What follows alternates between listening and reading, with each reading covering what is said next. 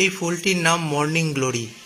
ইহা গুল্মলতানে চোঙাকৃতি ফুল ও আকর্ষণীয় পাতার জন্য এবং সৌন্দর্যবদ্ধ ফুল হিসেবে ধীরে ধীরে এই ফুল খ্যাতি লাভ করছে। মর্নিং গ্লোরি প্রধানত হাজার রকমের প্রজাতি আছে। বেগুনি রঙের মর্নিং গ্লোরির নাম ইপোমোহিয়া ইন্ডিকা বা ব্লু ডন ফ্লাওয়ার। এই ফুলকে খুব সৌভাগ্য স্বরূপ রূপে ধরা হয়। এই ফুল সৌভাগ্য, ভালোবাসা ও ক্ষমতার প্রতীক হিসেবে দেখা হয়।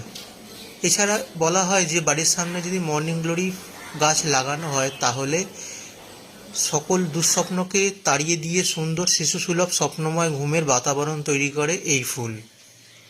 এই ফুলের আদি নিবাস সেন্ট্রাল ও সাউথ আমেরিকা।